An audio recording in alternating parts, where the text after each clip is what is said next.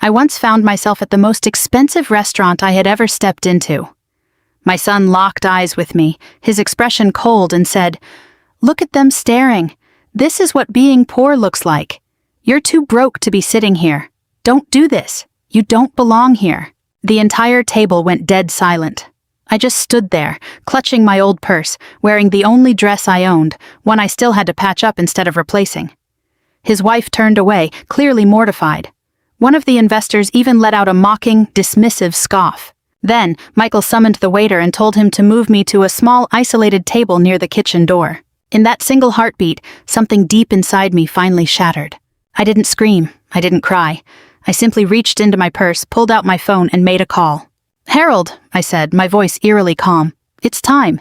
Before we continue, if this story has touched your heart in any way, please take a moment to hit that like button and subscribe. Stories like these remind us how easily people forget the hands that raised them. Let me know in the comments. Have you ever been judged because of how you were dressed, your wealth, or where you come from? Also, tell me where you're watching this from and what time it is there. I love reading your messages. I live in a small single-story house on the west side of San Antonio, Texas. The paint on my porch railing has been peeling for years. Every summer I tell myself I'll get out there and repaint it before the heat gets too intense, but for some reason I never do. Maybe some things just lose their importance over time, or perhaps as you get older, you learn how to make peace with the things you'll never finish. Most mornings I'm up before the sunrise. I make coffee in the same chipped ceramic mug my husband Carlos bought for me at a roadside gift shop outside El Paso 23 years ago. The handle is cracked, but I still use it. I suppose that says a lot about who I am. I have a habit of holding on to things that are falling apart, especially people. After Carlos passed, this house became painfully quiet. At first I kept the TV on just to hear another voice in the room, but eventually even that became exhausting. So now most of my days are spent volunteering at the St. Matthew's food pantry, watering my small garden, and pretending not to notice how rarely my phone actually rings. My son Michael used to call me every Sunday. Then it dropped to once a month, then only on holidays. Now half a year can go by without hearing a word. And yet every time my screen lights up and his name appears, my heart still leaps just like it did when he was 5 years old, running into my arms after school. For a mother, that feeling never changes no matter how old your child gets. 3 weeks before that dinner, I was folding laundry when my phone buzzed. It was Michael. Just seeing his name made me smile. I answered on the second ring. "Hi, honey." There was a pause on the other end. Not a warm one, but a distracted, busy one. "Hey, Mom." I could hear traffic in the background and the hum of people around him. He sounded important and very, very distant. "Are you okay?" I asked gently. Yeah, listen, I want to invite you to dinner next Friday." The towel in my hands almost hit the floor. "It's at a restaurant in Dallas. It's a very big night for me. Investors, business partners, Vanessa will be there too." His voice sounded rehearsed, almost hurried, but I hardly noticed because it was the first time in years he had asked me out. My chest felt tight with hope. "Oh, Michael, I'd love to." "Great," he replied quickly. "Dress nicely." "Okay," I said, offering a soft smile. "I'll do my best." Another silence. Then he added, "This dinner is very important." The way he said it left a knot in my stomach, though I couldn't put my finger on why. Still, I ignored it. Lonely people become experts at ignoring warning signs. After I hung up, I sat on the edge of my bed for nearly 10 minutes, just staring at the wall, tears welling up in my eyes. Not tears of sadness, tears of happiness. I truly believed my son missed me. That night, I opened the old cedar chest in my closet, filled with the keepsakes I couldn't bear to throw away. It held memories of another life. Carlos's leather wallet, the birthday cards Michael made me as a kid, his old Little League glove, and at the very bottom, wrapped carefully in tissue paper, my navy blue dress. I hadn't worn it in nearly 4 years. It wasn't expensive even when I bought it, but Carlos once told me I looked beautiful in it during our 25th anniversary dinner. That was reason enough to keep it forever. I stood in front of the mirror, holding the dress up to myself with a sad smile. "All right," I whispered to the memory of Carlos. Our son finally asked me out. In the days that followed, I prepared for that dinner as if it were the most important moment of my life, because perhaps it was. I took the dress to a local tailor to have the hem fixed. I polished my old shoes by hand at the kitchen table. I even skipped groceries one afternoon just so I could afford a quick trim at the small hair salon near the church. The young stylist kept showing me trendy cuts on her phone, but I just smiled politely. At my age, I told her, simple is just fine. But the truth was, I wanted to look respectable for my son. I wanted him to be proud to walk beside me. Thinking back on it now, the pain that revelation brought is impossible to put into words. A few days before I was set to head to Dallas, my granddaughter Emma called me. "Grandma." Her sweet voice instantly brightened my day. "Oh, my favorite girl," she giggled. "Dad said you're coming to Dallas." "I am. I'm happy," she whispered. Something in her tone made me pause. "Why are you whispering, sweetie?" But children always know more than adults give them credit for.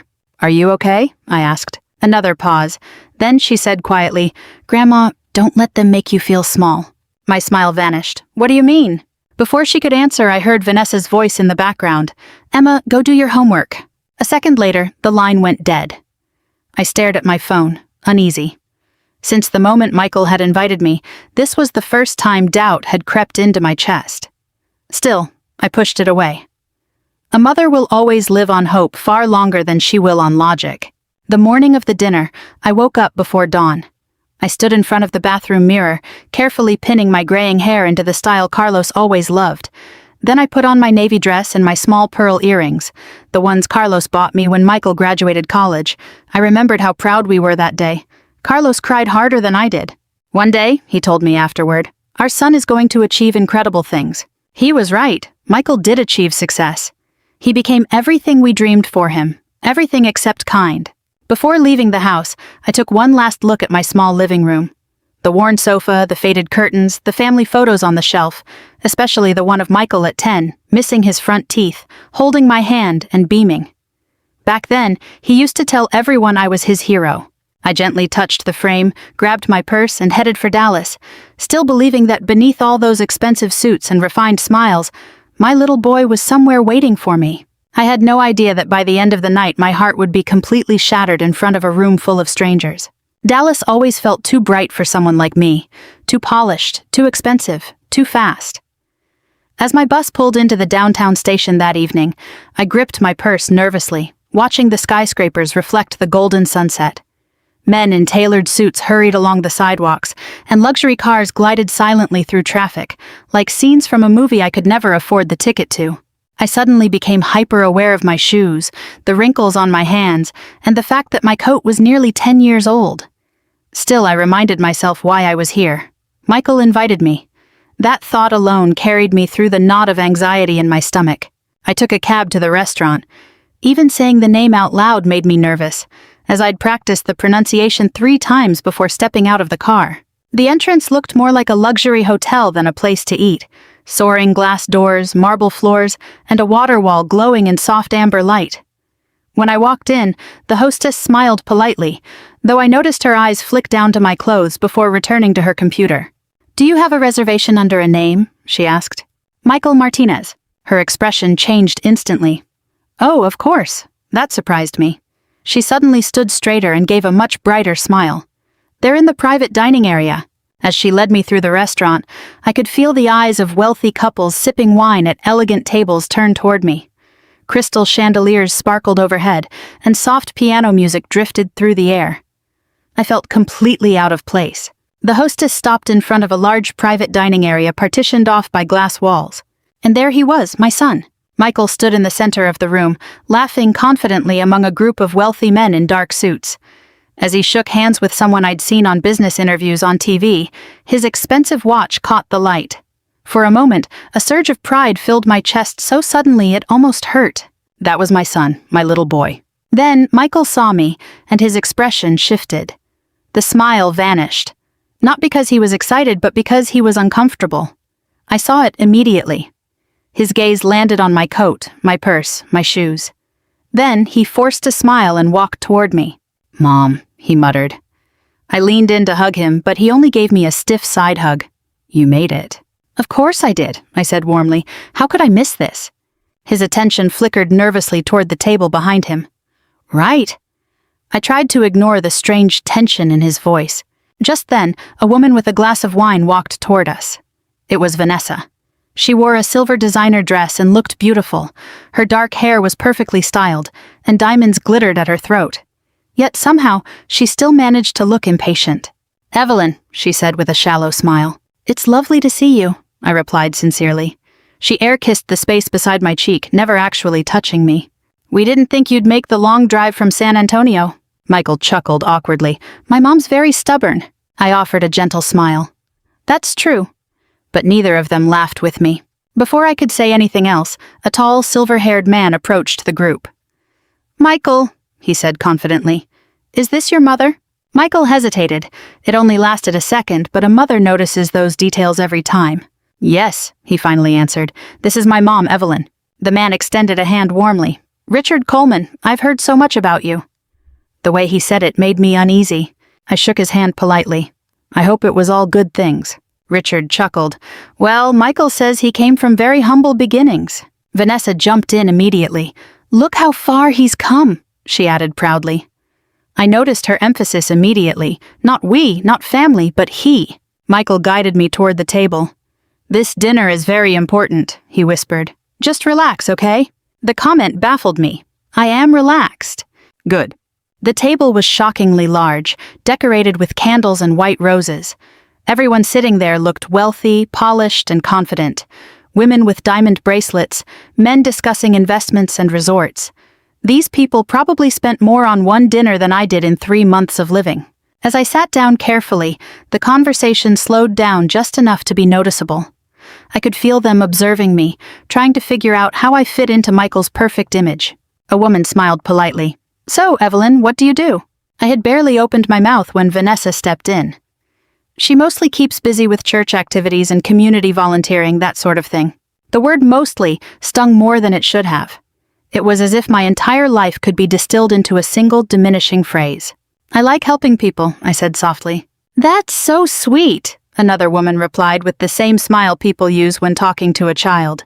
Michael immediately pivoted the conversation toward business projections and expansion plans. I sat quietly, listening to the expensive wine being poured. No one poured me a glass, at least not at first, and for some reason, that hurt more than I expected. A waiter finally approached. "Ma'am, would you like some wine?" Before I could answer, Michael interjected, "She's fine with water." I looked at him, surprised. "Actually, I wouldn't mind a little—" "Water is fine, Mom." His smile never reached his eyes. The waiter nodded awkwardly and turned away. My face flushed hot. I suddenly felt very, very small. As the evening went on, I listened to Michael speak with a confidence I barely recognized. He talked about luxury developments, high-end partnerships, and future acquisitions. Everything sounded expensive. Everything sounded impressive. Yet, every few minutes I'd catch him glancing at me nervously, as if he were terrified I'd embarrass him. At one point, Richard leaned back and laughed. "You know, Michael, I respect a man who values family. Not many successful men stay close to their parents these days." Michael chuckled lightly. "Yes, family is very important to me." The lie hit me like a stone in the chest. Because deep down, I realized something terrifying. I wasn't here because Michael missed me. I was here because I made him look good. A prop, a performance, proof that he hadn't forgotten his roots. Suddenly Emma appeared by my chair. "Grandma." Her face lit up the moment she saw me. Unlike everyone else in the room, her hug felt real. I held her tight. "You look beautiful tonight," she whispered. "You too, sweetie." Then she added quietly into my ear, "I'm glad you're here." I pulled back slightly. There was sadness, even fear in her eyes. Before I could ask why, Vanessa called out sharply from across the table, "Emma, sit down." Emma obeyed instantly. The warmth in the room vanished again. When the main course was served, I overheard 2 investors sitting at the end of the table talking in low voices. "I thought his mother lived in assisted housing or something." "Yeah, that's what I heard too." My heart sank. I slowly turned to look at Michael. He avoided my gaze. In that moment, I realized something more painful than being ignored. My son was ashamed of me. Not because I had let him down, but because I was a reminder of where he came from. When I realized Michael was ashamed of me, something in my chest began to ache in a way I couldn't quite describe. It wasn't sharp or sudden, just heavy. It was like grief, having slept quietly beneath the surface for years, finally starting to wake up. I looked down at the white tablecloth, trying to pretend I hadn't heard the whispering. Around me, silver cutlery clicked against expensive plates, and the talk of money and resorts continued as if nothing had happened. But for me, everything had changed. Because once a mother sees embarrassment in her child's eyes, she can never fully unsee it. A waiter set a plate in front of me, garnished so beautifully it hardly looked like food. Thin slices of steak rested under delicate herbs and colorful streaks of sauce on the porcelain. I smiled politely. Thank you. As I reached for my fork, Vanessa glanced at my hands, then at the old purse by my chair, then at Michael. That brief exchange of glances between them told me more than words ever could. Vanessa leaned in, with a smile that looked sweet from a distance. You know, she whispered, this restaurant has a very strict dress code, but I suppose Michael made an exception for you tonight. The words hit me like a slap. I forced a small smile. I did my best. Oh, of course, she said quickly. I didn't mean anything by it. But she did. People always do. Across the table, Richard Coleman continued talking about investment opportunities, while Michael nodded confidently beside him. Watching my son chat and charm the people around him felt foreign. I remembered the boy who would cry when he scraped his knees playing baseball, the boy who, after Carlos died, slept in my bed because he was afraid I'd be lonely. Where did that boy go? Emma reached out and grabbed my hand under the table. I gave her fingers a gentle squeeze. She was the only warmth left in this room. Then Richard suddenly looked at me again. So, Evelyn, he said kindly, Michael tells us you sacrificed a great deal while he was growing up. I had just opened my mouth to answer when Michael interrupted almost immediately. Things were tough back then, he said dismissively, but I worked hard and built everything on my own. On my own. Those words stung deeper than he could have possibly realized. Not because I wanted the credit, but because I remembered every sacrifice that hid behind his success. The back-to-back shifts cleaning hotel rooms, the nights I went hungry so he'd have enough for football practice. The years I wore the same pair of shoes so he could afford to be in a better school district. I remembered selling my wedding necklace after Carlos died to help him with his college housing deposit. And now, sitting under a crystal chandelier worth more than my entire house, my son erased it all in a single sentence. Before anyone could see the pain in my eyes, I lowered my head. A few minutes later, a waiter approached with a tray of wine glasses. As he leaned over the table, someone bumped his arm from behind. Red wine spilled across the front of my navy blue dress. A collective gasp went around the table. "Oh my goodness," the waiter stammered. "I am so sorry, ma'am." "It's all right," I said quickly. "Just an accident." I grabbed a napkin and tried to dab at the stain, but Vanessa let out an exaggerated sigh beside me. "Oh no," she muttered. "How unfortunate." Michael's jaw tightened immediately, not out of concern for me but out of irritation. The waiter kept apologizing nervously and I tried to soothe him. "Please, don't worry," I said gently. "It's just a dress." Then Michael suddenly snapped, "For heaven's sake!" The entire table went silent. He glared at me, frustration burning on his face. "Can you not be careful for just one night?" Shock rippled through my chest. This dinner is important, Mom." His voice was cold, sharp, and controlled, the kind that was somehow worse than yelling. Everyone around the table avoided eye contact. Vanessa looked mortified, not for me but for him, for the scene. I said, "I'm sorry," I whispered. Michael rubbed his forehead hard. "You don't understand how this looks." The room was deathly quiet. I could hear the piano playing in the main dining room through the glass walls. Emma stared at her father in disbelief. "Dad," but Michael didn't stop. He looked straight at me and said the words that shattered the last shred of our bond. "Mom, you're too poor to be sitting here." I stopped breathing for a moment. Not physically, emotionally. My entire world seemed to freeze. Even the waiter looked horrified. Vanessa whispered, "Michael." But he was too far gone in his own anger to stop. "You don't belong in a place like this," he continued, his voice lowered. "These people matter." These people matter. The words hung heavily in the air. And what did I count for? A burden, an embarrassment, a mistake he wanted to erase from his poor past. I looked around the table. No one spoke up for me. Not a single person. Richard Coleman looked incredibly uncomfortable, but even he stayed silent. The investors looked down at their plates. Vanessa avoided my gaze. Only Emma looked at me, heartbroken. Then Michael turned to the waiter. "Can you move her to another table?" The waiter blinked in confusion. "Sir?" "Find somewhere quiet." His expression hardened further. "Near the back." Near the back, as if I were something that needed to be hidden away. The humiliation burned every inch of my skin. But strangely, I still didn't cry. It wasn't time yet. The waiter looked at me apologetically. "You don't have to move, ma'am." But I stood up slowly. My knees felt weak. "It's fine," I whispered. I carefully picked up my purse. Just then, I caught a glimpse of Emma sitting by her plate, weeping silently. That broke me even more than Michael's words, because children should never have to witness such cruelty from their own parents. As I followed the waiter away from the private dining room, I immediately heard the murmurs starting behind me.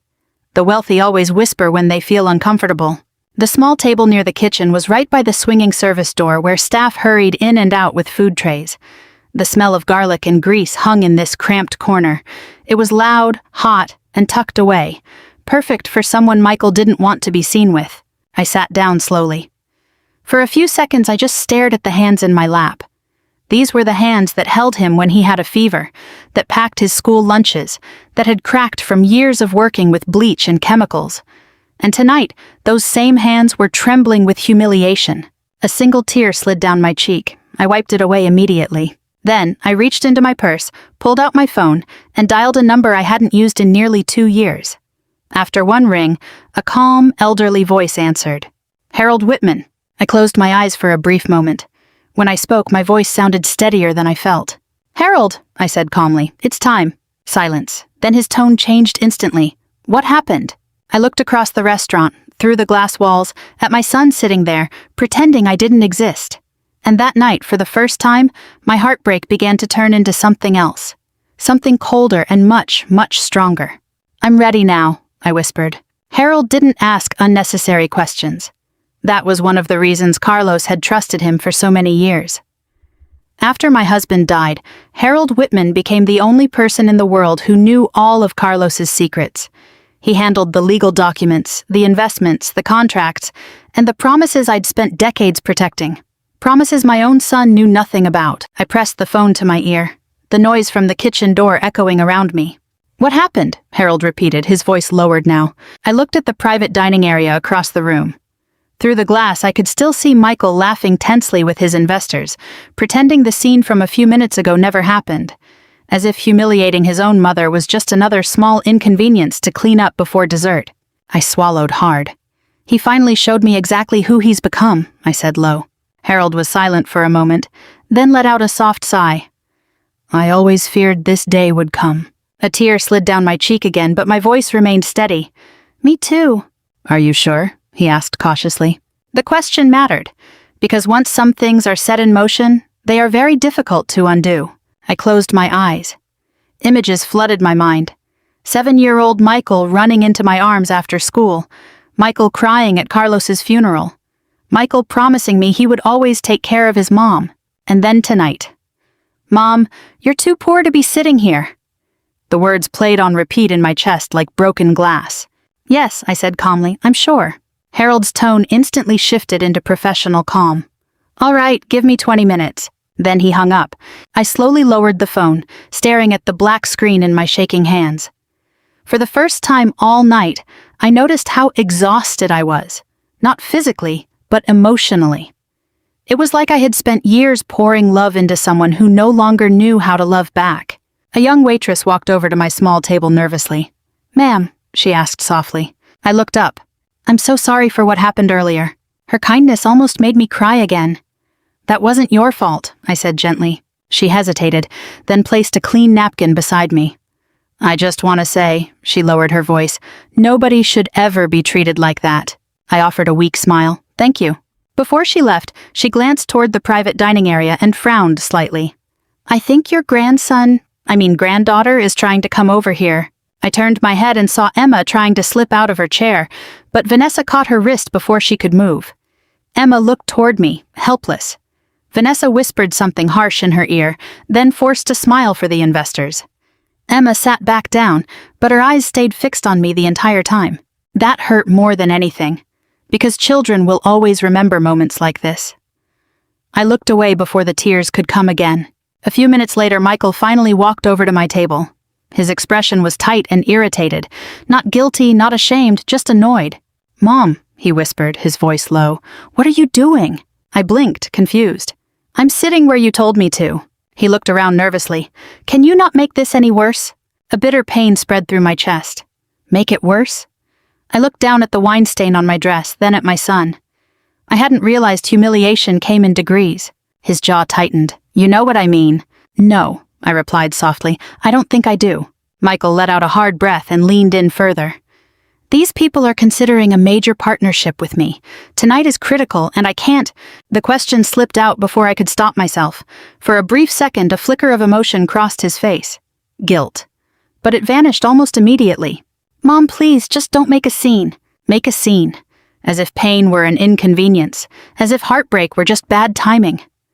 I looked at my son in the dim restaurant light and suddenly realized something terrible. He truly thought he was the victim tonight. Not me. Him. Because narcissism has a strange way of rewriting reality. You're embarrassing me, he hissed. I stared at him in disbelief. Then, before I could answer, a stir near the front entrance drew everyone's attention. A tall woman in a custom black suit walked into the restaurant with a firm stride. Her black hair was pulled into a sleek bun, and every staff member she passed immediately stood a little taller. Sophia Reed. Even from a distance, I recognized her instantly. She was the regional operations director for the restaurant group. Michael noticed her too. His expression brightened immediately. Good, he muttered. Maybe she can smooth this over. Smooth this over? As if this were a public relations issue instead of an act of cruelty. Sophia spoke briefly with the hostess at the entrance. Then, a manager, looking pale and anxious, hurried over to her. A moment later, the manager pointed directly at me. Sophia's gaze followed, and the second she recognized my face, her expression changed completely. Shock, then panic. She began walking straight toward my small table. Michael frowned beside me. Do you know her? Before I could answer, Sophia arrived. To Michael's obvious confusion, she looked straight at me, not him. Mrs. Martinez, she began cautiously, I am so incredibly sorry. Michael blinked. What's going on? Sophia ignored him completely for several seconds. That alone stunned him into silence. I had no idea you were here tonight, she continued apologetically. If I had known... It's all right, I whispered, cutting her off. But Sophia looked terrified. No, ma'am, it is absolutely not all right. Nearby staff froze. Even the waiters suddenly seemed nervous. Michael straightened up, looking embarrassed. Sophia, this is my mother. I am well aware of who she is, Sophia replied immediately. There was something in her tone that cracked Michael's confidence. Richard Coleman and several investors were now watching from the private dining room without even trying to hide it. Vanessa looked confused. Emma looked hopeful. Michael gave a nervous, dry laugh. Well, clearly, he gestured impatiently toward me, there's been some sort of misunderstanding tonight. Sophia's expression hardened slightly. A misunderstanding? No one spoke. The air itself suddenly felt heavy. Then Sophia glanced at the wine stain on my dress, the isolated table near the kitchen, my untouched meal, and finally, the tears I clearly hadn't been able to hide. When she turned back to look at Michael, her face changed. Not out of professional courtesy, but out of personal disappointment. What is going on here? She asked calmly. Michael shifted uncomfortably. Nothing serious, I almost felt sorry for him, because for the first time all night, I saw uncertainty enter his eyes. It was the kind of uncertainty wealthy people feel when they sense power quietly starting to slip away from them. Sophia turned to the restaurant manager. Clear the private room, she said firmly. Michael frowned immediately. What? The manager hesitated. But the investors are still... You heard me, Sophia answered sharply. The manager nodded nervously and hurried off. Michael stared at her in disbelief. You can't just interrupt my dinner. Sophia finally looked directly at him, and what she said next changed the atmosphere of the entire restaurant. Yes, she said calmly, I can. The silence that followed Sophia's words felt almost violently heavy. Yes, I can. Michael stared at her, as if he truly thought he'd misheard. Around us, the conversation in the entire restaurant slowed down noticeably. Wealthy diners pretended they weren't watching, but they were all staring. That's how the wealthy are. They avoid conflict in public but feed on it in private. Michael forced a stiff laugh. Sophia, I think there's definitely been a mistake. No, she replied steadily. I don't think there has. For the first time all night, I saw genuine uncertainty on my son's face. Not embarrassment, fear. Sophia turned back to me. Mrs. Martinez, do you need a more comfortable place? The kindness in her voice was such a sharp contrast to Michael's cruelty that my chest ached. I'm fine right here, I said quietly. But she shook her head immediately. No, ma'am, this is not appropriate. The manager hurried over nervously. Should we prepare the executive suite? Executive suite. The word left several people nearby looking clearly confused. Michael blinked rapidly. What executive suite? Sophia ignored him again. Yes, she said to the manager.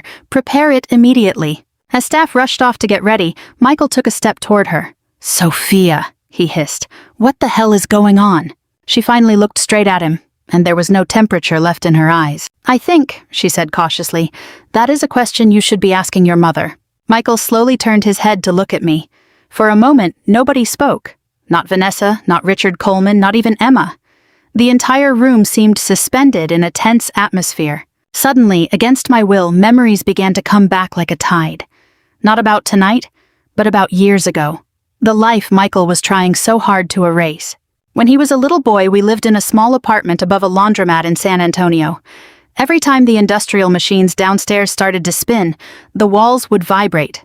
The summers were unbearable because the air conditioning barely worked, and in the winter we used the oven for heat more times than I care to admit. But back then, Michael was always laughing. He didn't care about money.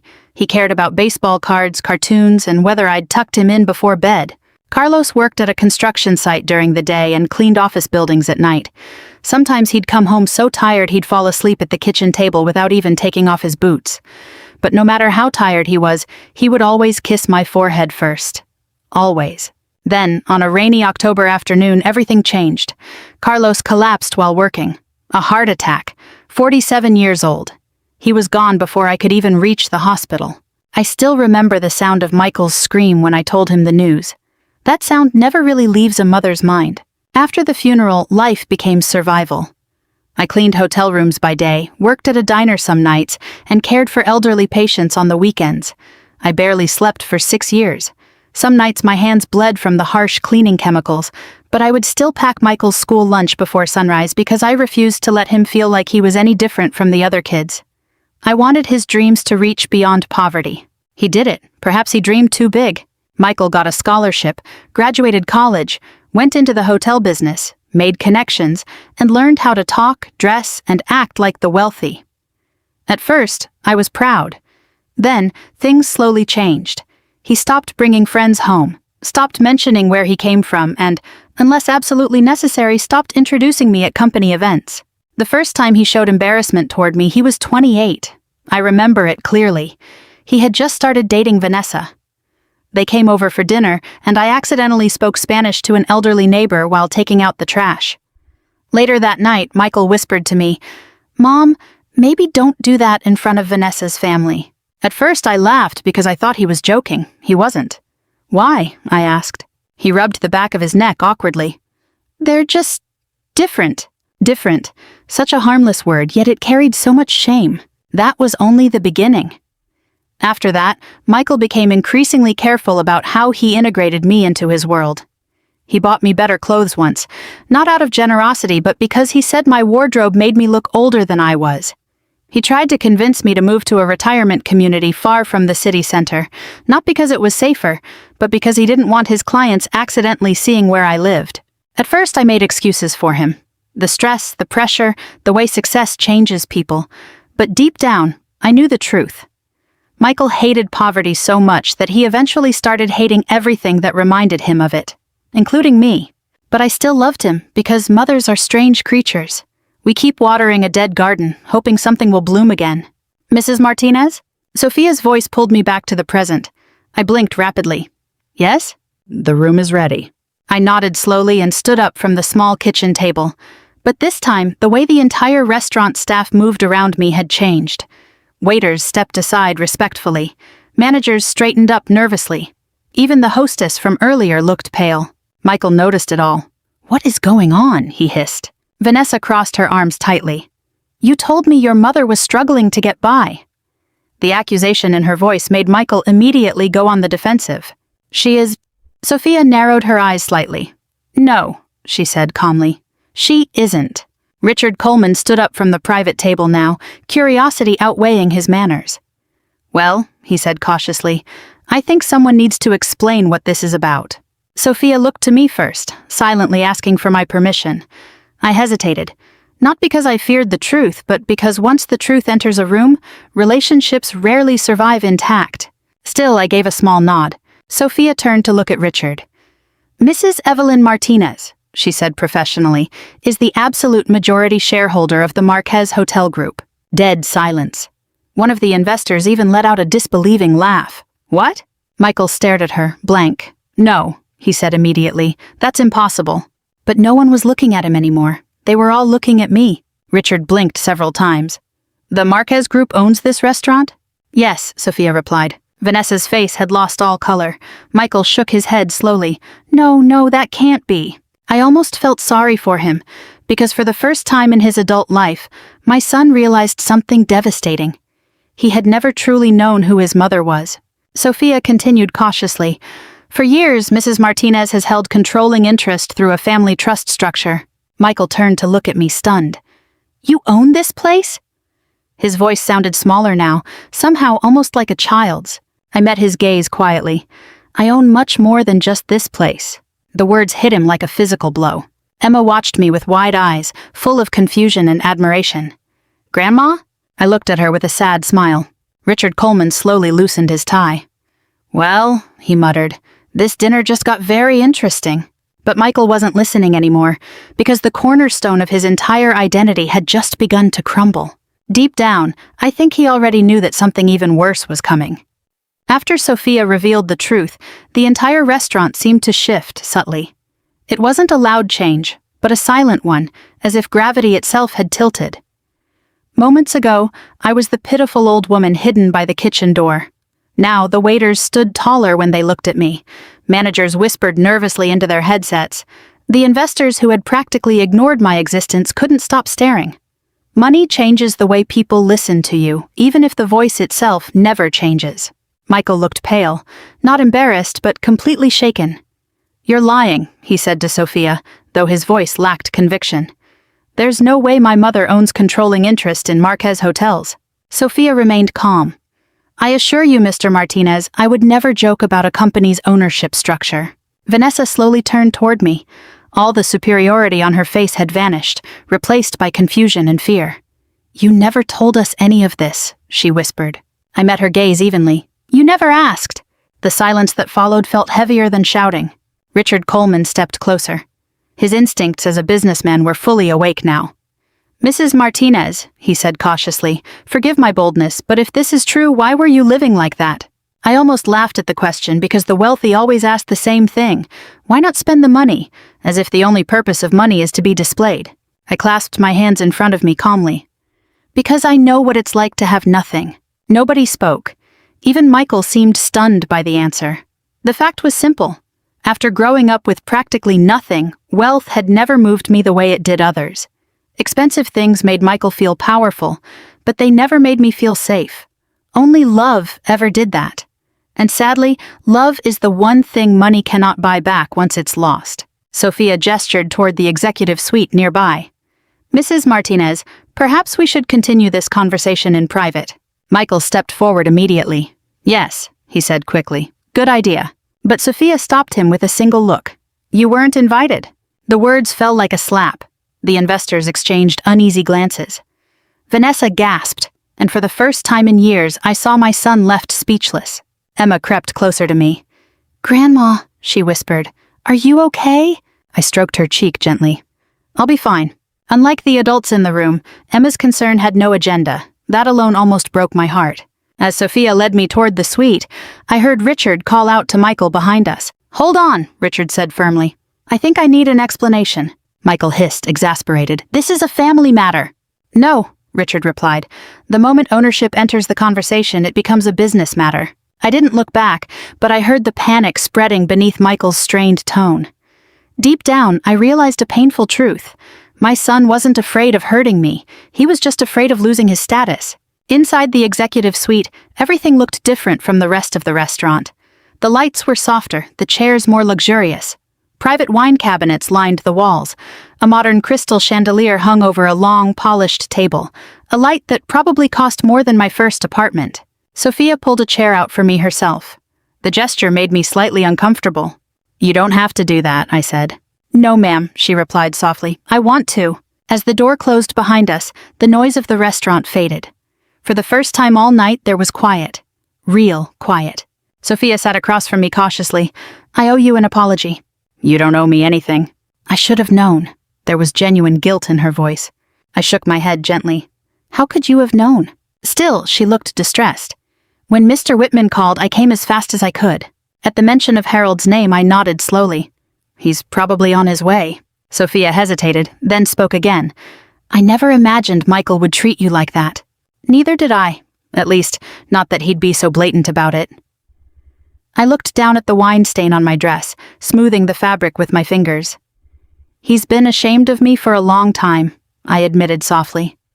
The pain of saying it out loud was more than I'd expected. Sophia looked sad. But why?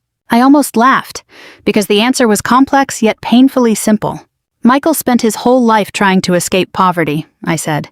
Eventually, he started treating everything associated with poverty as an enemy, including me. Sophia looked down briefly.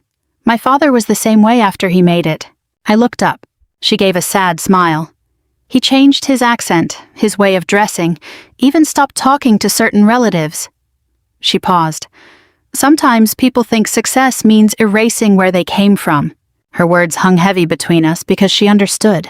Outside the glass walls, I could still see the movement in the restaurant. Michael was pacing. Vanessa was arguing with him in hushed tones. Richard was speaking with the other investors. Everything looked so fragile now, like a perfect painting starting to crack down the middle. A soft knock broke the silence.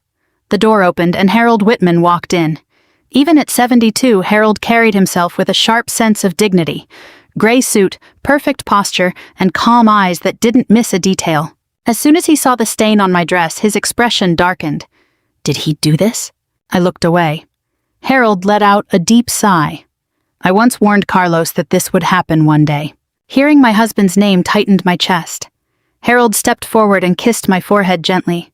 Are you all right? No, I replied honestly. It seemed to hurt him. Harold had known Michael since he was born. He'd attended his birthday parties, graduations, holiday gatherings. He had once loved my son too, but something had changed for him tonight. He placed a thick leather folder on the table carefully. Sophia glanced at it knowingly, and suddenly my stomach knotted with anxiety.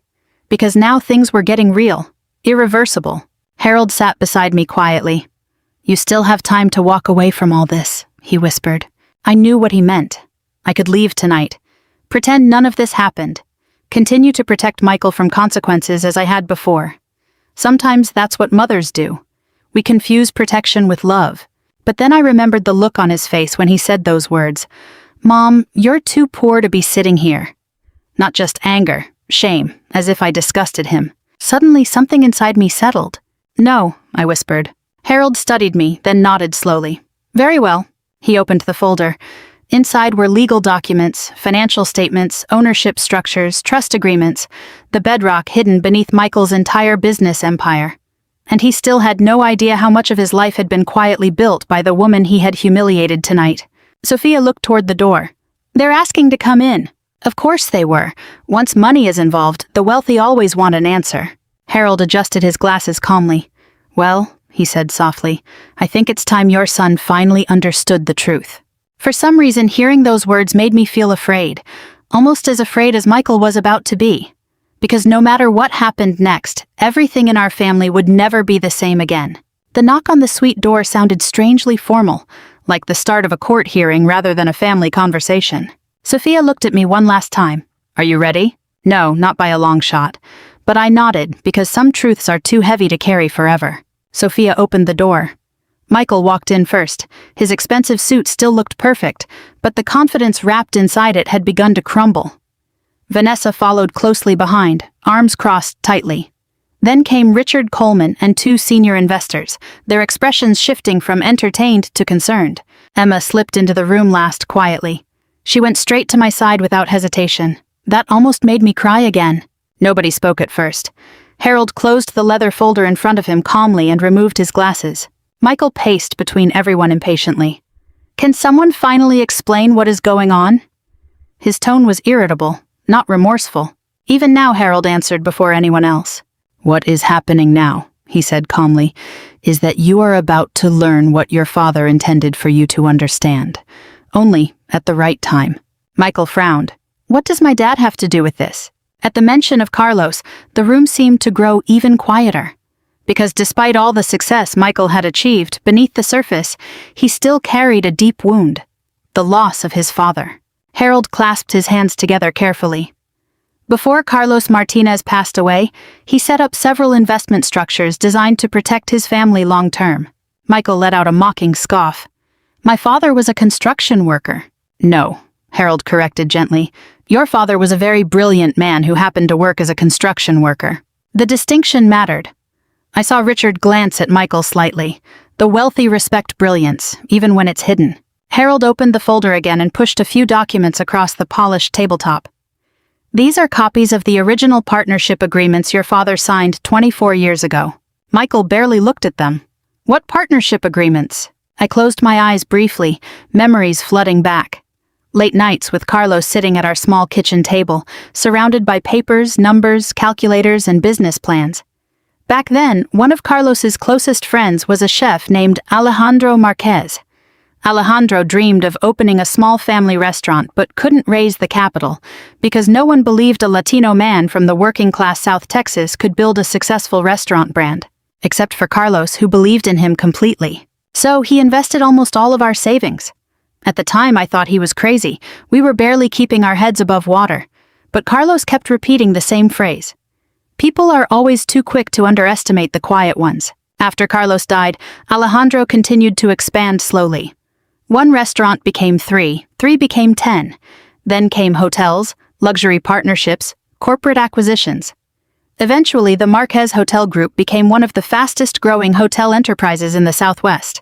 And in every expansion, our ownership was protected, quietly, privately. Harold pointed carefully to one of the documents. Your father retained controlling family shares before he died. Michael stared blankly. That's impossible. It's a fact, Vanessa finally spoke. So, Evelyn inherited all of this? Harold nodded, yes. The room fell into silence again.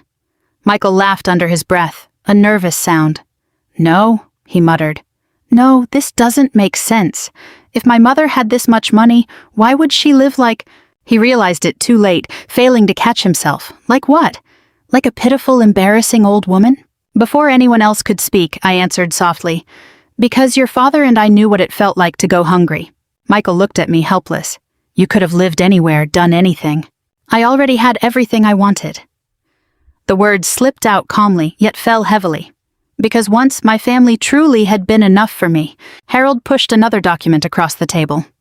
These, he said calmly, concern the Martinez family trust. Richard suddenly leaned forward with great interest. The trust provided the financing for your son's first hotel acquisition, Harold continued. Michael froze completely. What? Harold adjusted his glasses. Your startup capital for your hotel expansion came through nested investment channels authorized by your mother. Michael stared at him hard. No, my company was built by me. His voice sounded smaller now and more fragile. Harold remained steady. You built it on top of opportunities your mother had quietly protected for you. The words were more damaging than any angry retaliation. I watched my son's face, seeing his identity start to be torn apart. Because Michael's entire public persona depended on one story. The self-made success. The poor kid who climbed on his own. The businessman who didn't need anyone. And now, that story was collapsing in front of his investors, his wife, his daughter, and everyone else. Richard leaned back slowly. So, the funding actually came from family money? Protected family money, Harold clarified. Michael looked at me with betrayal in his eyes. Betrayal? As if I had deceived him. You lied to me. The accusation stunned me. I was protecting you. That's not the same thing, his voice echoed sharply in the room. Emma flinched beside me. I stared at my son in disbelief. He demanded, protecting me from what? From becoming obsessed with money. The room was silent again because deep down, everyone knew I had failed. Michael laughed bitterly. Well, that turned out great, didn't it? Harold's tone hardened slightly for the first time. Your mother spent years ensuring you succeeded on your own merits. I did succeed. Yes, Harold replied calmly, but not alone. Vanessa slowly sat down in a chair. You told everyone you grew up with nothing. I did grow up with nothing, Michael countered defensively. I looked at him sadly. No, I whispered. You grew up with parents who sacrificed everything just so you would never feel poor. His gaze flickered, meeting mine. For a brief second, guilt appeared, but then pride shattered it again. Richard spoke cautiously now. So Evelyn controls this trust? Yes, Harold replied. And the restaurant group? Yes. Richard slowly loosened his tie. My God. Michael suddenly stood up from his chair and began pacing. This is insane. Nobody interrupted him. I worked so hard for so many years, he continued angrily. So many years? You let me believe I earned all of this on my own?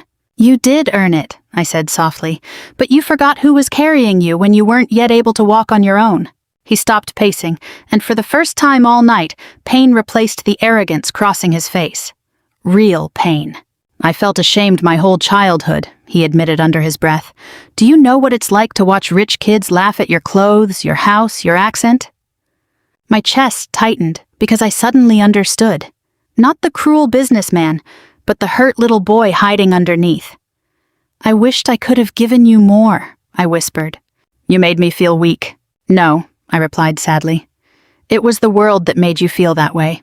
I was just the one who kept loving you through it all. Emma teared up beside me. Even Vanessa looked shaken now. But Michael's expression hardened again. Then he asked the question that changed everything. How much control does my mother actually have over my company? Nobody answered immediately. Harold slowly closed the folder. Then he looked straight at Michael. Enough, he said cautiously, to take it back. Suddenly the room no longer felt like a family dinner. It felt like the start of a war. After Harold said that, the atmosphere in the room shifted. Enough to take it back. Nobody moved. No one even reached for the untouched wine on the table anymore. The mood turned too heavy, no longer suited for luxury. Michael stood stiffly at the end of the room, one hand on his hip, the other clawing at his hair in anxiety. For the first time in years, he didn't look like a powerful businessman.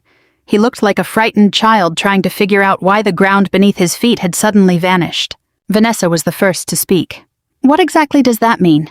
She asked cautiously. Harold remained calm. It means Mrs. Martinez holds majority voting rights in several holding entities directly tied to Michael's hotel expansion plans. Richard Coleman leaned forward slowly. And you never disclosed this? The question wasn't asked to me, but to Michael. My son swallowed hard. I didn't know. Richard's eyes narrowed slightly. But what you presented to us was that you were financing entirely through your own capital. I thought I was. The investors exchanged uneasy glances. In the business world, perception is almost as important as fact, sometimes more so. And tonight, Michael's carefully crafted image was crumbling piece by piece. One investor, a gray-haired man named Preston Hale, finally spoke up. So let me get this straight. The startup capital came through family trust channels controlled by Evelyn Martinez? Yes. And Michael had no idea? Completely correct. Preston leaned back slowly. That's a major problem. The words landed heavily. Michael noticed immediately. What does that mean? It was Richard who answered. It means investors don't like surprises. I didn't lie. Vanessa let out a short, sharp laugh. Not kind, not warm, but bitter. You absolutely lied. Everyone turned to her. For years, Vanessa had protected Michael in public, defended him, admired him, and built her own social status around his success. But tonight, something inside her had shattered too. You told everyone you built your empire from scratch, she continued coldly. You turned your childhood into an inspiring business story. Michael's jaw tightened. Because it was really hard. Nobody said it wasn't hard, she countered, not backing down. But that's not the same thing as being entirely self-made. Emma sat quietly beside me, gripping my hand tighter. I could feel her trembling slightly. When adults turn love into a power struggle, it's always the children who suffer. Suddenly I hated every second of this moment. Not because Michael didn't deserve the consequences, but because beneath all the ugliness, he was still my son. The little boy who kissed my cheek before school, the teenager who cried after his first heartbreak, the young man who promised his dying father he would take care of me. Where did that person go? Michael turned to me suddenly. You knew this would embarrass me. His tone was now full of accusation. I stared at him in disbelief. Embarrass you? Yes, he shouted, gesturing angrily at everyone in the room. You had to wait until I was in front of my investors to expose all of this. The unfairness of the words left me speechless for a moment. Harold spoke before I could. No, he said sternly. Your mother came here tonight believing that her son wanted to reconnect with her. Michael looked away because he knew it was the truth. Harold continued. This situation wasn't caused by her. It was caused by you. Silence. Painful silence. Then Richard cleared his throat cautiously. There's another issue here. Everyone looked toward him as his expression turned even more serious. Michael, he said slowly, you stated to our board multiple times that you were financially independent from family influence. Michael rubbed his forehead. Because I thought I was. It might not matter legally, Richard replied, but professionally it matters. I watched panic start to creep across my son's face. Not guilt, still panic. Because Michael now understood something terrifying. His reputation, the thing he cherished almost above all else, was beginning to fracture. Vanessa crossed her arms tightly. What else don't I know? Michael suddenly looked exhausted. Vanessa, stop it! No, her voice broke. You painted your mother as a pitiful old woman who needed to depend on others. I looked down immediately, because hearing those words spoken aloud stung more than I expected. Vanessa's face twisted with anger. You told everyone she was struggling financially because she couldn't manage money. Michael said nothing. The silence answered everything. Richard studied him carefully. So, was any of that true? Michael finally exploded. Why is everyone suddenly so concerned about my mother? The air in the room froze, because sometimes the truth slips out in anger, and the truth that slipped out of Michael's mouth was ugly. Everything I have, I worked hard for, he shouted. Nobody handed me success on a silver platter. I stood up from my chair slowly. The movement caused the room to go still. My hands trembled slightly, but my voice remained calm. Yes, I whispered. Nobody handed it to you. Michael looked at me, frustration burning in his eyes. You don't understand how hard I fought to get where I am today. I smiled sadly.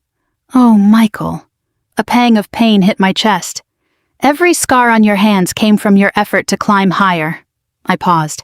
But every scar on my hands came from holding the ladder steady for you while you climbed. The room was deathly quiet. Emma wept silently beside me. Even Richard looked uncomfortable now because the difference between sacrifice and ambition had suddenly become so nakedly painful. Michael was the first to look away. That said it all. Sophia, who had remained silent, finally stepped forward. There is one more thing to discuss. Harold looked at her knowingly. Michael looked irritated again. What now? Sophia clasped her hands cautiously. Recently, several expense reports linked to your executive accounts caught our attention. Michael froze.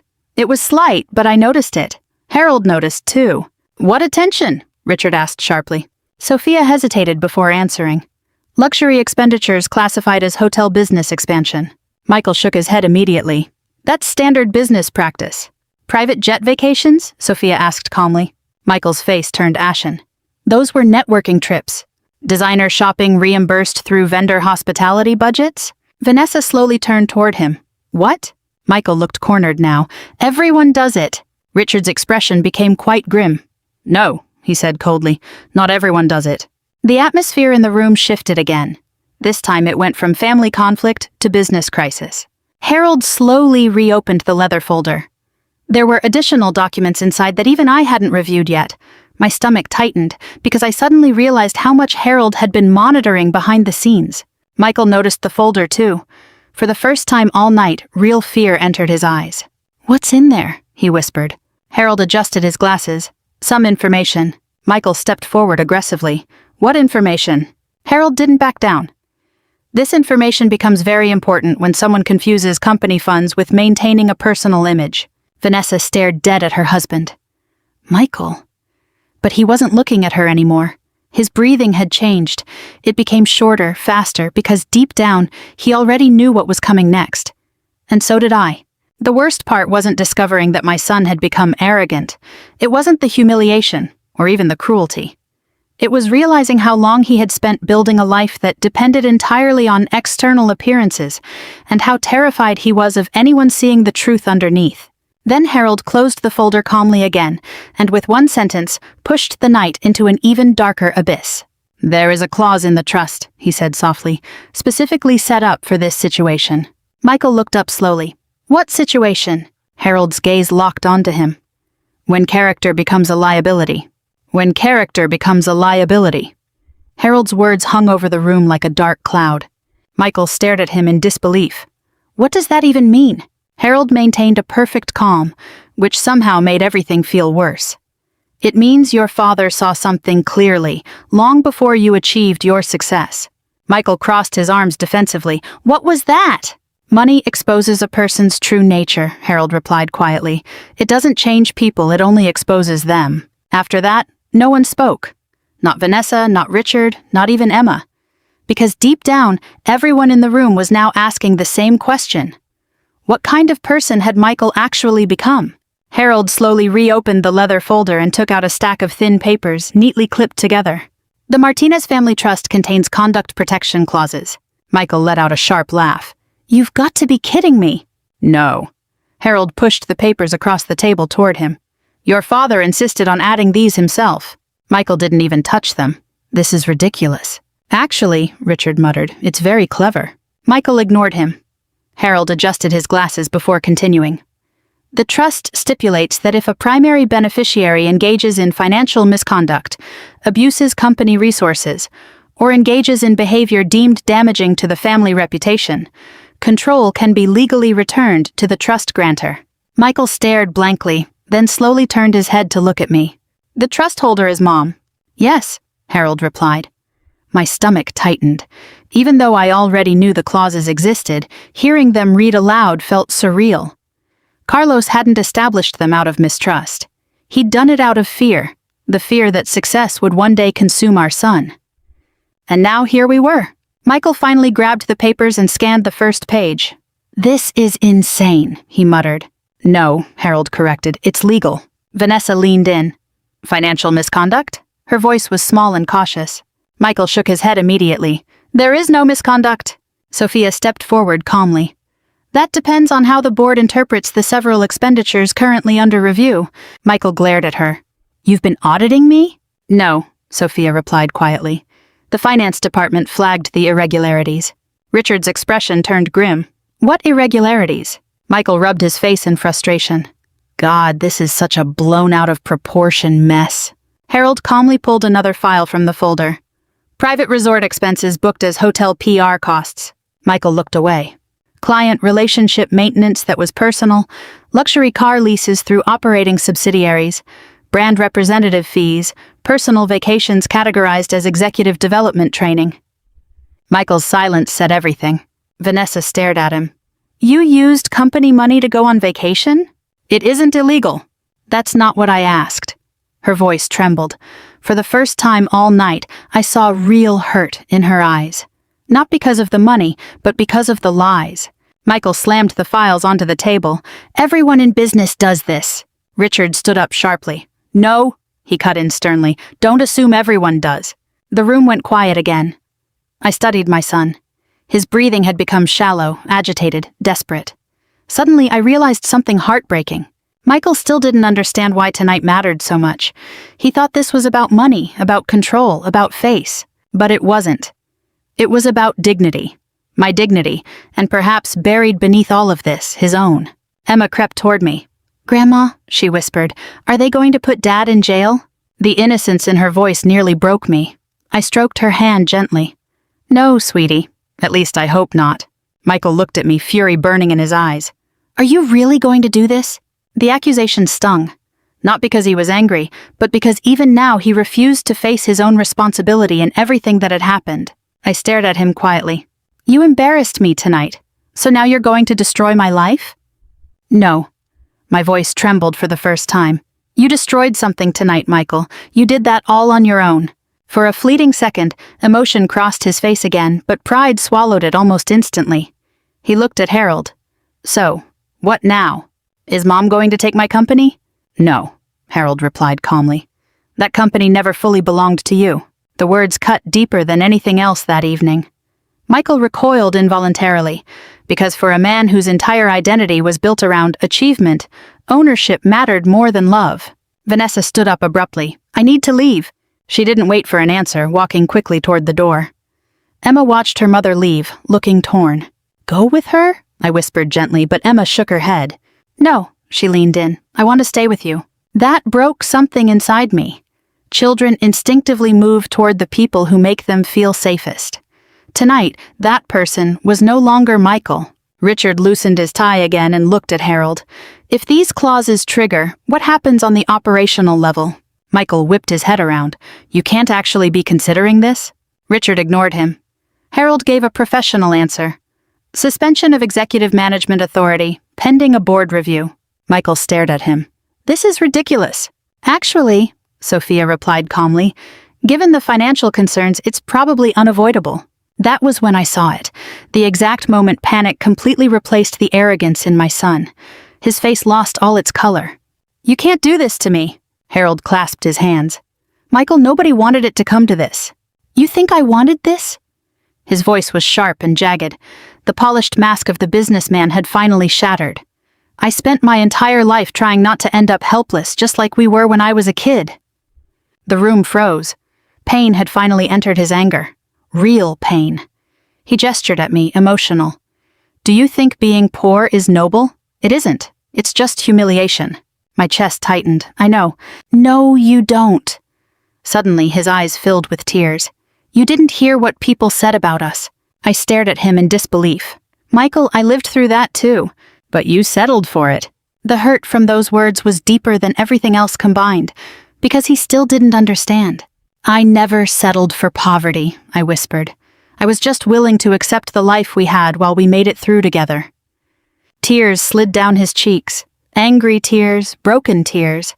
The kind of tears men like Michael spend years learning how to hide. Do you know what it's like to watch rich kids laugh at your dad's truck? He said, his voice raspy. Or hear people make jokes about your accent. I closed my eyes briefly.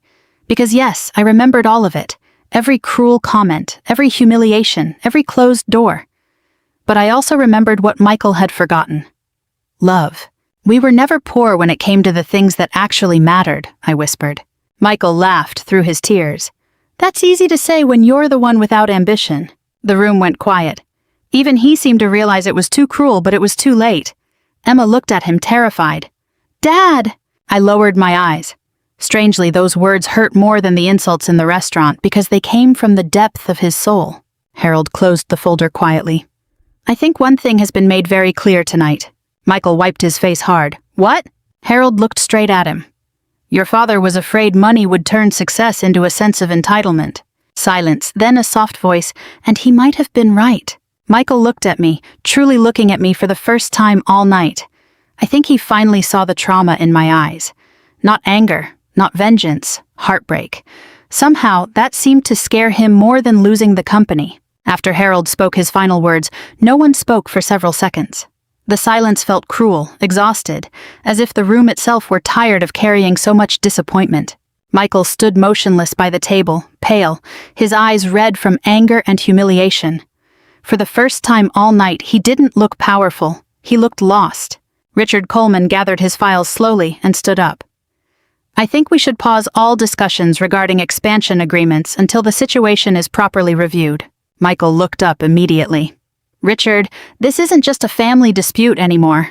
His tone snapped back into that professional, cold business speak, the kind investors use when feelings get in the way. The other investors began to stand up. Nobody scolded him. Nobody insulted him. But somehow their polite distance felt worse, because a polite rejection still cuts to the bone. Richard looked at me before he left. Mrs. Martinez, regardless of anything, I am truly sorry for what happened tonight. I nodded gently. Thank you. Then he turned to Michael. You should go home. No, call me tomorrow. No, we'll work this out. Just, you should go home. Michael watched helplessly as the investors walked out of the suite one by one. Years of socializing, years of image building, years of carefully maintained reputation. It was all slipping through his fingers tonight. Vanessa stood by the door, her arms still tightly crossed. She looked emotionally drained. You lied to me too, she said softly. Michael rubbed his forehead. Vanessa, please. No. Her eyes filled again. You made me believe your mother was financially irresponsible. I looked down immediately because hearing that spoken aloud still pained me. Vanessa shook her head slowly. She walked into this restaurant in patched shoes, sitting on wealth enough to buy half the building. I didn't know, Michael snapped, but you just loved believing she was beneath us. The truth of those words landed hard. Michael didn't answer because he couldn't refute it. Emma finally stood up and walked toward her father cautiously. Dad! Michael looked at his daughter, and for a fleeting second his expression softened. Hey, sweetie. but Emma's eyes were filled with tears. "Why were you so mean to Grandma?" The question was simple, pure, childlike in its directness, yet more devastating than anything Harold or the investors had said all night. Michael opened his mouth, then closed it. Because there is no decent explanation for cruelty, especially cruelty shown to a child. Emma's voice trembled. "She loves you so much." Those words finally broke something inside him. Michael slumped into the nearest chair and covered his face with his hands. The room went quiet again. I stared silently at my son, recalling all those times I held him while he cried as a child. After nightmares, after being bullied at school, after Carlos died. Back then, he always allowed himself to be comforted. Somewhere along the way, he stopped believing that love could coexist with vulnerability, and that perhaps was the greatest tragedy of all. Harold stood up slowly. "I'll leave the two of you for a moment." Sophia nodded and followed him to the door. Vanessa hesitated before leaving, though she eventually pulled Emma's hand quietly. "You can stay," Emma whispered to me, but I smiled gently. "It's okay." She reluctantly walked out with her mother. Suddenly only Michael and I were left in the suite. Mother and son, nothing left to hide behind. For several minutes, neither of us spoke. Michael finally pulled his hands from his face. His eyes looked exhausted, somehow much older. "You should have told me." I almost laughed at the irony. "Told you what? That we weren't—" He struggled for the words. "That we weren't that kind of people anymore." I stared at him quietly. "What kind of people? The poor family that everyone pitied?" A pang hit my chest. "Michael, we were never worth pity. We were." The bitterness in his voice scared me. He stood up abruptly and started pacing again. "Do you know what it's like growing up watching other kids get everything so easily?" he demanded. "Good houses, vacations, new clothes." "I know how hard it was to try and give you those things." He stopped. Emotion crossed his face again. But then pride returned. "You don't understand." "No," I whispered sadly. "I understand perfectly." He shook his head. "You make poverty sound noble." "I make survival sound noble. That's different." I looked at him for a long time, then asked the question I had suppressed for years. "When did you start being ashamed of me?" Michael froze. Real fear entered his eyes, because suddenly this wasn't about business anymore. This was personal, painfully personal. "I wasn't ashamed of you," he said weakly. "You were."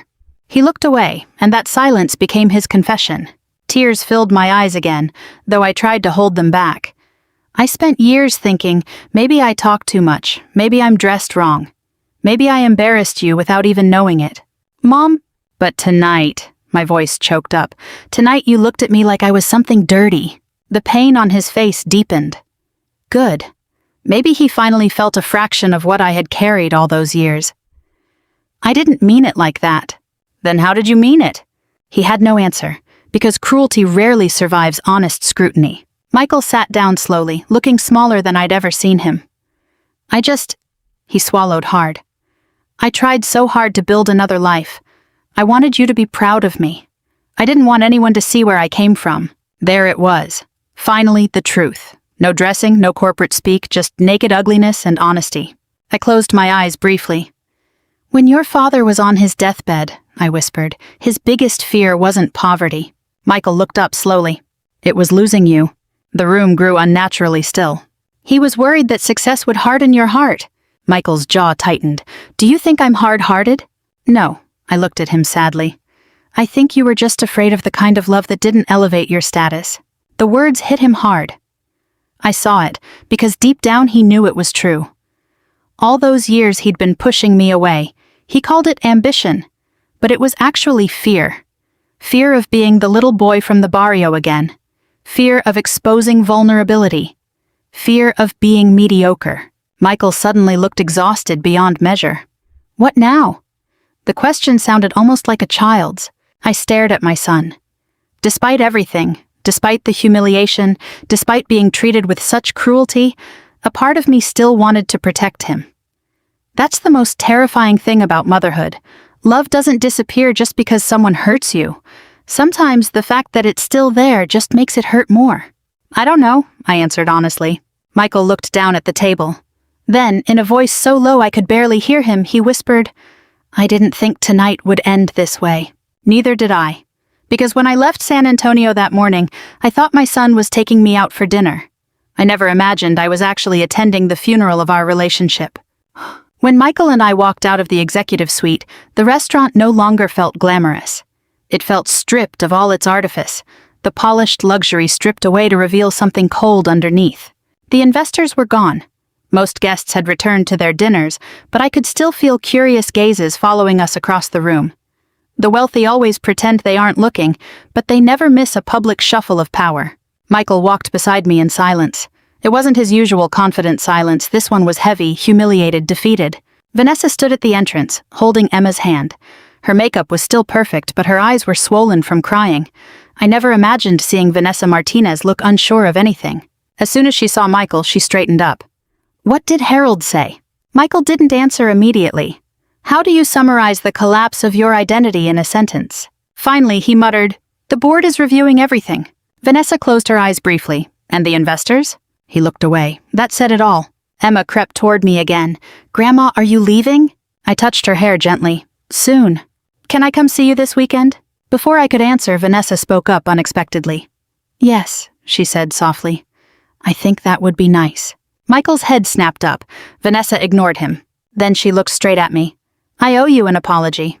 The words clearly tortured her pride, but unlike Michael, she said them. "I judged you," she continued quietly, "and I believed things I shouldn't have." I saw genuine regret on her face. Not a perfect regret, not a complete understanding, but real enough. I nodded gently. "Thank you." Michael suddenly let out a heavy breath. "So now everyone is against me." Vanessa stared at him in disbelief. "Is that the conclusion you drew tonight?" He ran his hands through his hair, pacing near the front door. "My entire company is falling apart." "What about your mother?" Vanessa snapped. "Did you think about her for 1 second tonight?" Michael looked exhausted. "I said things I shouldn't have. You humiliated her in public. She embarrassed me too." The second the words spilled out, Emma burst into tears. "Stop it!" she screamed. The entire lobby went silent.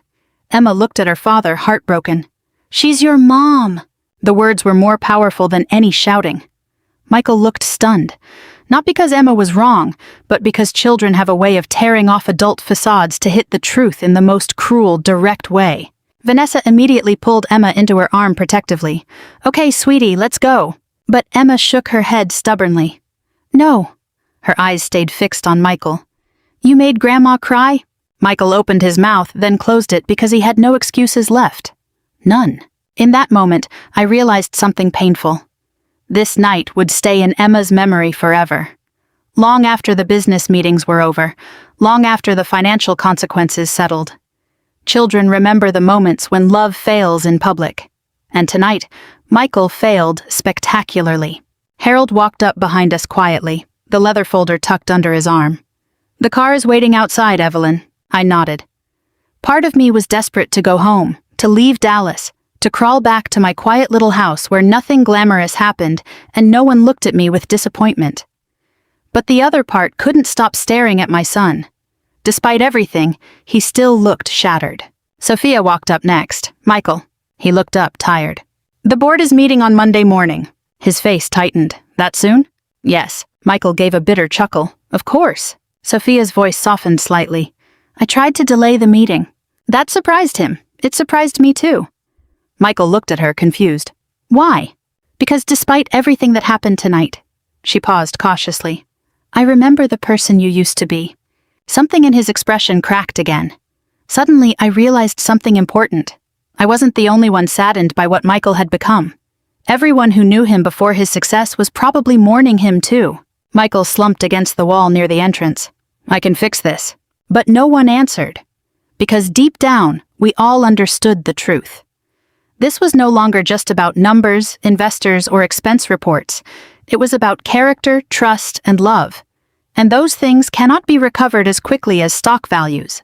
Vanessa finally spoke again, her voice much softer. "Do you know what the worst part is?" Michael looked at her.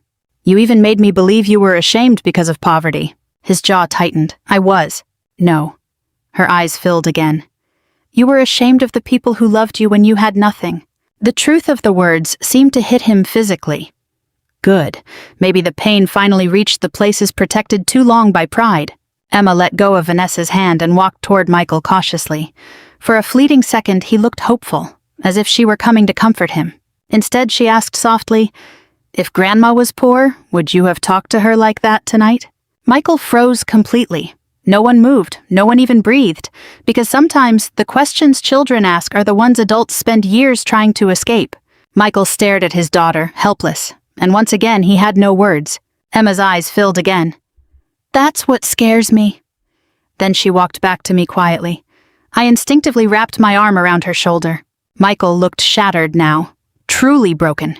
But not because of the company, not because of the investors, but because, for the first time all night, he was truly seeing himself through someone else's eyes. And he didn't like the person he saw. Outside the restaurant windows, rain began to fall in downtown Dallas. The city lights blurred against the wet glass. Everything suddenly felt colder. Harold checked his watch quietly. "We should go." I nodded slowly. But before I left, I turned to Michael one last time. My son looked exhausted to the bone. His tie was loose, his eyes red-rimmed, his pride completely demolished. Suddenly, I remembered him at 12, after he lost his first baseball championship. He had cried the whole way home in the car because he thought letting people down meant they wouldn't love him anymore. I told him one thing that night, one thing I wasn't sure he remembered. Failure doesn't make you unlovable. Cruelty does. I watched him quietly now. Since coming to Dallas, this was the first time Michael truly looked afraid. Not of losing money, but of losing us. "Mom," his voice cracked badly. I stopped. That single call was almost enough to destroy me. Because no matter how old he got, when he was hurt, he still sounded like my little boy. "I never wanted it to be this way," he whispered. I believed him. That was the tragedy of it. People rarely intend to be cruel. They just make tiny selfish choices for a very long time, until eventually, cruelty feels like a way of life. Tears welled up again. "I know." Michael swallowed hard. "Please don't take everything from me." The room fell into a final silence. Deep down, I realized that the next decision I made would determine if there was any future for this family at all. But none of those things hurt me as much as the silence did. The first few days after returning from Dallas, I barely slept. I kept replaying the dinner in my mind, the shame in Michael's eyes, the cruelty in his voice, the moment he demanded they move my seat near the kitchen. Some wounds keep stinging long after the words themselves have ended. Still, every morning I would wake up and continue my routine. Coffee in Carlos's old mug, watering the garden, volunteering at the church. Life has a strange way of keeping on, even after your heart has shattered. Emma called me almost every night. Sometimes we'd talk for an hour. Sometimes she just wanted me to stay on the line while she did her homework because, in her words, Grandma's voice makes everything feel calm. I think, after everything, she needed some stability. To be honest, so did I. Vanessa called once too. That surprised me. "I left Michael," she said softly the moment I picked up. I sat down slowly at my kitchen table. "What happened?" There was a long silence on the other end. Then she said, "I don't know who he is anymore." There was real grief in her voice. Not dramatic, but a weary, exhausted kind of grief. The kind people feel when an illusion finally breaks. "He's trying to change," she added quietly, "but I don't know if he even understands himself yet." I didn't know either. That was the scary part. Sometimes people apologize because they're afraid of consequences. Sometimes they apologize because they've truly changed. And sometimes even they can't tell the difference. Then, on a Thursday evening, just after the sun had set, there was a soft knock on my front door. I knew who it was before I even opened it. Mothers just know. Michael stood on the porch, wearing jeans, work boots, and a simple dark sweatshirt. No expensive watch, no limousine waiting in the street, just an old pickup truck parked under the streetlight. For a heartbeat, he looked almost exactly like Carlos. It nearly broke me right there. "Hi, Mom." His voice sounded much smaller than I remembered. Not weak, just humble. I moved aside silently. "Come in." Michael walked in slowly, looking around the small living room as if he hadn't truly seen it in years. The faded sofa, the old family photos, Carlos's recliner still sitting exactly where it always had by the window. Everything looked the same. But somehow we weren't. "I forgot how this house always smells like cinnamon," he whispered. I offered a faint smile. "I baked a little earlier." He nodded awkwardly. Then the silence fell between us. Uncomfortable, heavy. I pointed toward the kitchen. "Have some coffee." As I prepared the 2 cups, Michael was uncommonly quiet behind me. I took note of his hands. Rough, knuckles red. not as soft as they used to be. Are you working? I asked gently. He nodded. At one of the hotels. I turned slightly. What kind of work? Another pause. Maintenance. That surprised me. Michael noticed. The board said if I wanted any chance of rebuilding trust, I had to start from the bottom and understand the company again. Something in my chest moved painfully. For the first time in years, he didn't sound like an executive. He sounded like the hard-working boy Carlos had raised. I handed him the coffee carefully. He held the warm mug between his hands, not drinking for several seconds. Finally, he spoke. I used to hate being poor, he said, his sincerity filling the quiet kitchen. I sat down across from him. I know. No, he whispered. I mean, I really, truly hated it. His eyes stayed fixed on his coffee. I hated hearing the kids make fun of Dad's truck. I stayed silent. I hated pretending not to notice when other families had more food than we did. My throat tightened. I hated watching you come home exhausted every night and having to pretend you weren't tired. Tears welled up instantly because I never realized he had noticed so much. Michael swallowed hard. I think somewhere along the way. He paused, his voice trembling. I started believing that success meant becoming someone completely different from who we were. I studied my son. Tonight felt different. No defenses, no performance, just the truth. Whenever someone reminded me where I came from, he continued calmly, I panicked. I thought of the restaurant, the investors, that embarrassment, that shame. It wasn't an excuse, it was an explanation. There's a difference. Michael finally looked up at me. But none of that excuses what I did to you. The tears in his eyes looked real, raw, unguarded. Suddenly I remembered him at 15, apologizing for accidentally denting Carlos's truck. He had cried harder over disappointing us than he had over the damage to the car. That boy was still in there somewhere. I was so cruel, he whispered. I looked down at my coffee. Yes, the truth hurt both of us. Michael nodded slowly. Do you know the worst part? What? Seeing your face after I said those words. His voice cracked. And saying them anyway. That shattered me more than anything else. Because it meant he finally understood the true harm he had caused. Not because of the investors, not because of the business crisis, but because of me. I don't know how to forgive myself, he admitted. I watched my son for a long time, then whispered, Why did you come tonight? He answered immediately, Because losing the company scared me. His honesty surprised me. But losing you, that scared me more. The silence filled the kitchen. Outside, crickets chirped softly in the warm Texas night. Michael wiped his eyes hard. I kept hearing Emma asking if you would still love me if I didn't have any money. I offered a sad smile. He chuckled through his tears. I realized you spent your whole life proving that you already did. That nearly made me cry again. Michael leaned forward slowly. I spent years trying to become someone important. You were always important. He shook his head.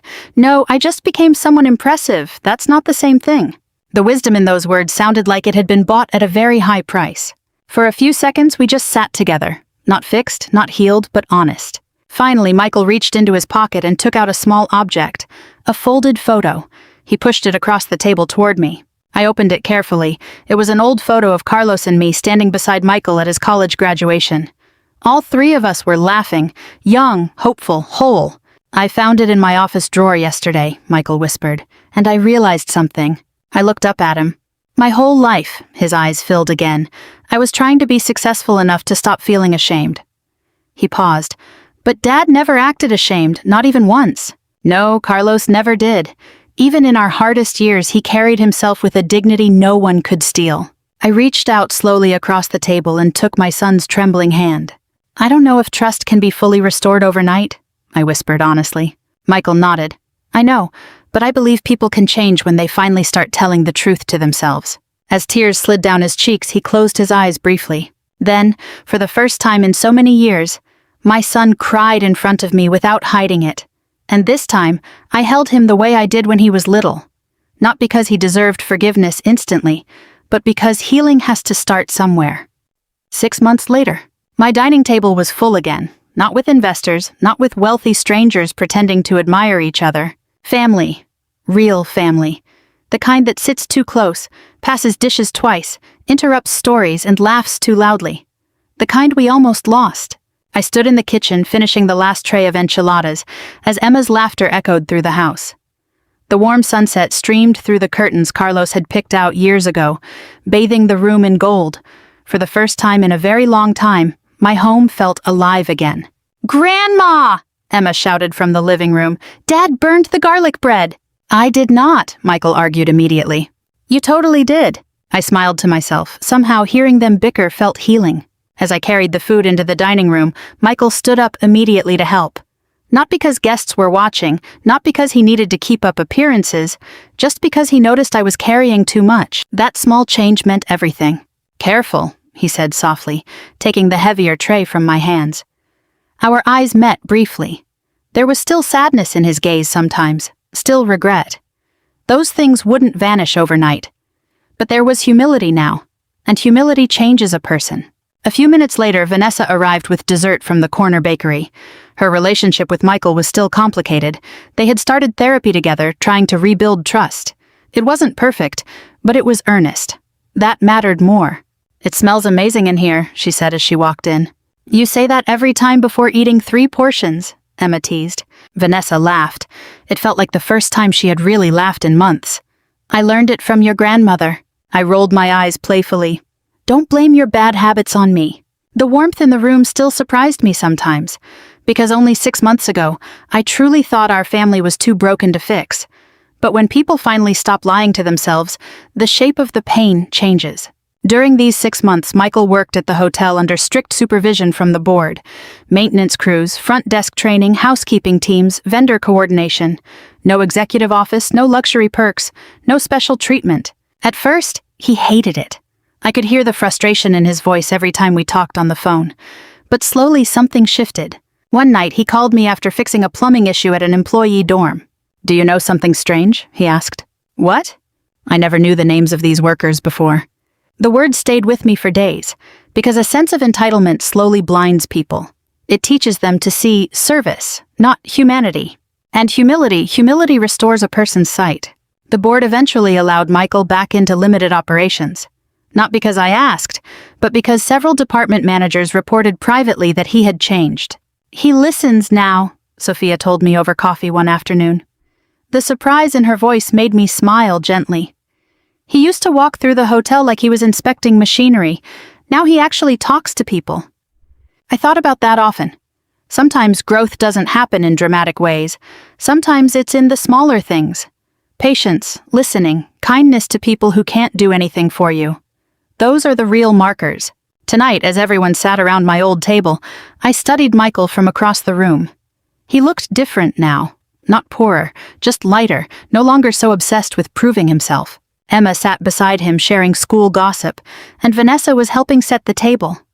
Every few minutes, Michael would catch my eye quietly, almost as if he were still afraid that if he didn't appreciate this moment, it would vanish. Maybe that fear was healthy.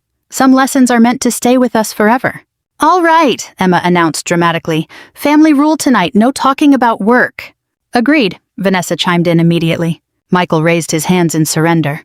"Believe me, I am more than happy not to talk about work." We all laughed softly. Then, for a moment, silence settled over the table. Not an awkward silence, a comfortable one, the kind of silence a family earns after surviving hard times together. Michael looked around the room slowly, looking at the old photos on the wall, Carlos's recliner by the window, and then at me. "I used to hate this house," he admitted softly. That honesty didn't surprise any of us anymore. Before anyone could react, he continued. "Not because of the house itself." His gaze dropped. "Because I associated it with feeling small." I listened carefully. Michael took a deep breath. "But now, looking at it again, I think this is the wealthiest place I've ever lived." My eyes filled instantly, not because it sounded dramatic, but because he finally understood. Money creates comfort, but love creates value, and the two are never the same thing. Vanessa took his hand under the table quietly. Emma smiled at both of them. Suddenly, I felt Carlos in every corner of the room. In the laughter, in the repaired relationships, and in the second chance our family had somehow found after almost destroying itself. Michael looked at me again. "Sometimes I still think about that night." The room went quiet. I knew exactly which night he meant. That restaurant, that humiliation, those words we would never fully forget. "Me too," I whispered. Pain crossed his face instantly. I wish I could take those words back. I nodded slowly. I know, but maybe... He swallowed hard. Maybe if it hadn't happened, I would have kept getting worse. The truth of it landed heavily on the table, because sometimes a breakdown is the beginning of the healing. Emma frowned slightly. I still can't believe you actually told Grandma she was too poor to sit there. Michael closed his eyes briefly, embarrassed. Believe me, he muttered. I can't believe I said it either. Then he looked straight at me. Do you know the craziest part? What? I thought money made you important. His voice cracked slightly. But in the end, the person everyone respects the most is you. I smiled sadly. No, honey. He frowned. Isn't it? I shook my head gently. The most important thing isn't gaining respect. The room went quiet again. It's remembering that before we belong to anything, we belong to each other.